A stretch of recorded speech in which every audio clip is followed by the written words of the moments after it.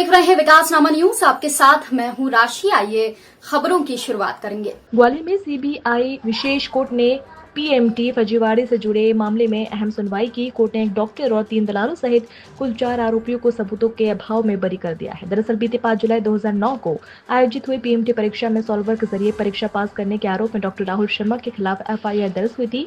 गुमनाम शिकायत पर ग्वालियर के झांसी रोड पर थाना पुलिस ने यह एफआईआर दर्ज की थी। इस मामले में दलाल सोनू शर्मा, संतोष चौरसिया और धर्मेंद्र चंदेल के खिलाफ भी एफआईआर दर्ज की गई थी। इस मामले में पहले सीट फिर सीबीआई ने डॉक्टर राहुल को मुन्ना भाई बताते हुए आरोप लगाया था कि मुन्ना भाई एमबीबीएस फिल्म की तर्ज पर राहुल की जगह किसी सॉल्वर ने पीएमटी में भाग लिया और वह पास हुआ। लेकिन सीबीआई कोर्ट ने साक्ष्य के अभाव में सॉल्वर का पता नहीं लगाने के आधार पर डॉक्टर राहुल शर्मा सहित दलाल सोनू शर्मा, संतोष चौरसिया और धर्मेंद्र चंदेल को बरी कर दिया था। इनके बरी होने के पीछे साक्ष्य पर गौर किया जाए तो जांच एजेंसी को सॉल्वर नहीं मिला। पॉलीग्राफ टेस्ट में दलाल आरोपी ने रुपए लेना स्वीकार कर रुपए बरामद नहीं हुए। सीबीआई केस के मुताबिक राहुल शर्मा ने पीएमटी पास करने के लिए सोनू शर्मा को 4 लाख रुपए दिए, जबकि सोनू शर्मा ने पूछताछ में बताया कि उसने धर्मेंद्र चंदेल के माध्यम से एडमिशन कराया।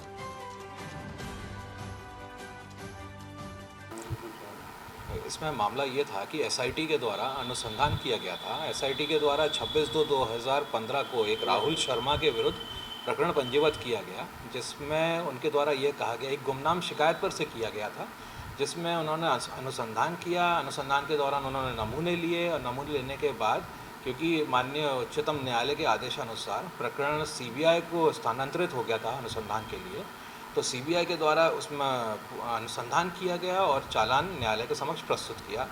न्यायालय के समक्ष जब साक्ष्य आई तब किसी भी साक्षी के द्वारा ये नहीं कहा गया कि जो वीक्षक के रूप में, जैसे न्यायालय के द्वारा एक नागेंद्र सिंह थे जिनको एग्जामिन किया गया, और उन्होंने ये न्यायालय के समक्ष कहा कि ऐसी संभावना ही नहीं है कि कोई अन्य व्यक्ति किसी और की जगह बैठ सके, क्योंकि उनको जो राशा शीट दी जाती है उस राशा शीट पर जो फ़ोटो लगा होता है बहुत स्पष्ट होता है, और उनके द्वारा जब एग्ज़ाम कंडक्ट कराया गया था तब फ़ोटो देखे गए थे, उससे मिलान किया गया था, और ऐसा कोई भी व्यक्ति उन्होंने नहीं पाया था कि कोई और व्यक्ति उसकी जगह बैठ गया हो, जिस कारण से न्यायालय के द्वारा उस तथ्य पर भी संज्ञान लिया गया। प्लस जो इसमें अनुसंधान एसआईटी के द्वारा किया गया था, जिन्होंने नमूने लिए थे, काशीराम कुशवाहा, उनके द्वारा न्यायालय के समक्ष ये कहा गया कि उनको ये याद नहीं है कि नमूने कहाँ लिए गए, क्या क्या लेख कराया गया, तो जिस कारण से न्यायालय ने ये भी पाया कि जो नमूने हैं जिस पर से हैंडराइटिंग एक्सपर्ट की ओपिनियन बेस्ड थी कि वो उतनी रिलायबल नहीं है। और इसके अलावा